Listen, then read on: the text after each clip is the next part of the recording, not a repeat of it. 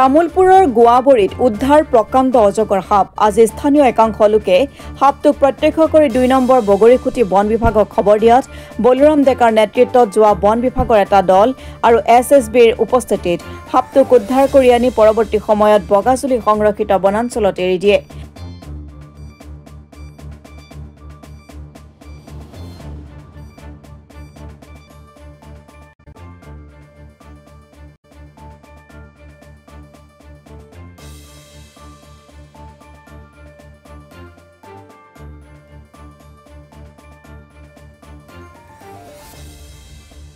বন বিভাগৰ লোকে জনোৱা মতে ৮ ফুট দীঘলৰ এই অজগৰ সাপটোৰ ওজন প্ৰায় 12 কিলো।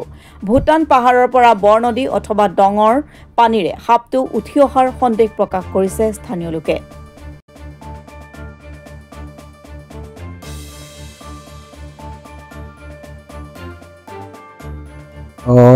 আজি আমি ৰাতিপুৱা 10টামান বজাত গোৱাবাৰী অঞ্চলত স্থানীয় মানুহে আমাক জনাইছিলে 9টা 10টাত সাপ এডাল মানে ওলাইছে বুলি পেলাই আমি বগৰীখুটি কেম্পৰ পৰা 2 নং বগৰীখুটি কেম্পৰ পৰা এছএছবি আৰু আমাৰ ফৰেষ্ট লোক গৈ পেলাই আমি সাপডাল উদ্ধাৰ কৰিবলৈ আমি সক্ষম হওঁ। এৰি দিম আমি বগাজুলি এই অঞ্চলত RF এৰিয়াত।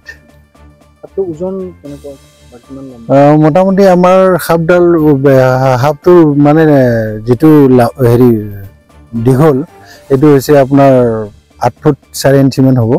লগতে আমাৰ ওজনটো হ'ব মোটামুটি 12 কিলো 11 কিলো ঠিক তেনেকুৱা হ'ব। আৰু আমি আগে পিছে এনেকুৱা সাপ উদ্ধাৰ কৰিবলৈ আমি সক্ষম হৈছিলোঁ। তথাপি আমি এই বছৰ আমি প্ৰথম আজি আমি এই অজগৰ সাপডাল উদ্ধাৰ কৰাৰ কাৰণে আমি সক্ষম হ'লোঁ।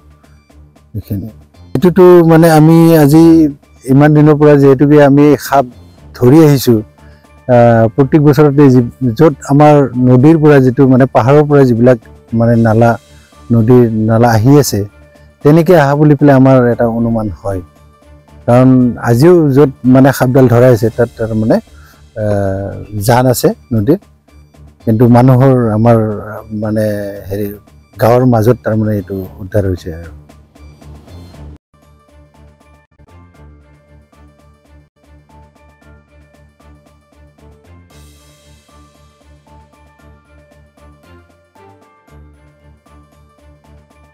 Bureau report Assam today.